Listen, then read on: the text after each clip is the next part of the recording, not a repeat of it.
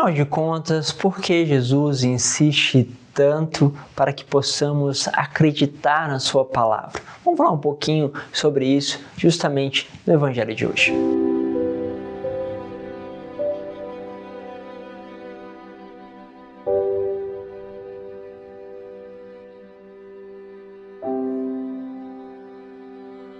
Em nome do Pai, do Filho e do Espírito Santo. Amém.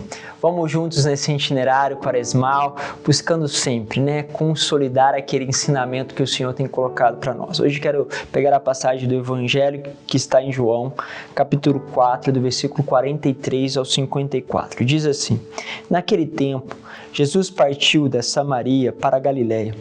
O próprio Jesus tinha declarado que um profeta não é honrado na sua própria terra. Quando então chegou a Galiléia, os galileus receberam-no bem, porque tinham visto tudo o que Jesus havia feito em Jerusalém durante a festa, pois também eles tinham ido à festa. Assim Jesus voltou para Caná da Galiléia, onde havia transformado a água em vinho. Havia em Cafarnaum um funcionário do rei que tinha um filho doente. Ouviu dizer que Jesus tinha vindo da Judéia para a Galiléia. Ele saiu ao seu encontro e pediu que fosse a Cafarnaum curar o seu filho, que estava morrendo. Jesus disse: Se não vides sinais e prodígios, não acreditais. O funcionário do rei disse: Senhor, desce antes que meu filho morra. Jesus lhe disse: Pode ir, teu filho está vivo. O homem acreditou na palavra de Jesus e foi embora. Enquanto descia para Cafarnaum, seus empregados foram ao seu encontro dizendo que o seu filho estava vivo.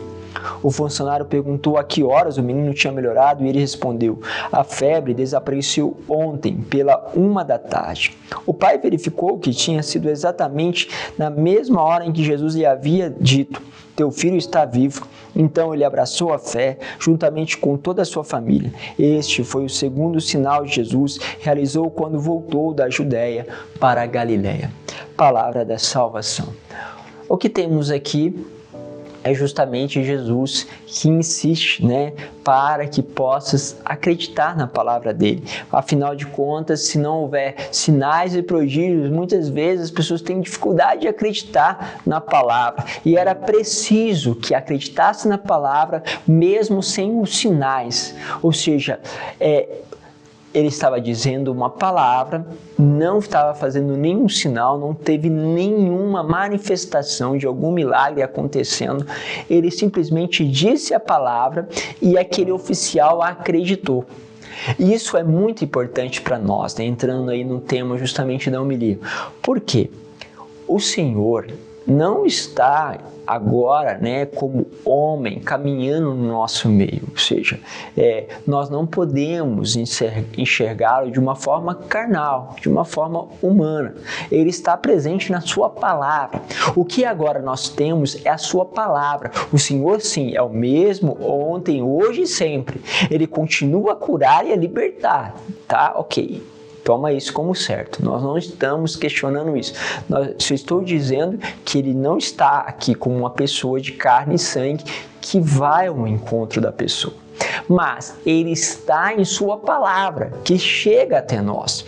Se nós entendemos que a sua palavra é suficiente, então, ao termos esta palavra em mãos, por causa da fé nesta palavra, os milagres e prodígios continuarão acontecendo. Mas se eu não ver os milagres e prodígios, o que acontece? Tenho dificuldade em acreditar na palavra. Entende que isso ainda acontece hoje? Ou seja, se eu não ver uma manifestação de milagres e prodígios da palavra, eu tenho dificuldade de acreditar. O que Jesus está dizendo, olha, por que você tem que acreditar somente quando tem milagres e prodígios? Vai, porque o teu filho está curado. Porque eu estou dizendo. E às vezes é desafiante isso, Lembra aquele momento em que eu precisava do pão lá para o café da manhã, não tinha na nossa casa, e a palavra de Deus era pedis, e alcançareis, batei a porta vos abrirá, né? E aquela palavra assim, Senhor, eu quero acreditar. Então eu dei um voto de fé e ali naquele outro dia, no dia seguinte, bateu uma pessoa lá na casa, no portão da casa, tinha saído da igreja, disse, olha, eu estava na igreja, senti que deveria aqui perguntar para vocês se vocês precisam de alguma coisa. E era justamente antes do café da manhã, e o pão era para o café da manhã. Expliquei para aquela pessoa e ela, nossa, muito feliz, foi lá e comprou o pão pra gente. O que aconteceu aqui? Há uma experiência de acreditar na palavra, mas às vezes é desafiante, porque a gente não vê nada, tem que acreditar e vou lá dormir na certeza de que Deus vai fazer uma coisa que nós não sabemos. Então é tudo isso, buscar o reino de Deus e tudo mais será acrescentado, mas nós precisamos fazer justamente a passagem de podermos mergulhar na palavra. Por isso, então, quando Jesus fala da sua palavra, quando ele pede para que se acredite na sua palavra, é como se ele deixasse a herança para nós, que vai perdurar por todas as gerações. E todas as gerações que acreditarem na sua palavra vão então experimentar os seus milagres e prodígios. Primeiro, acreditando na sua palavra, para depois então fazer essa experiência.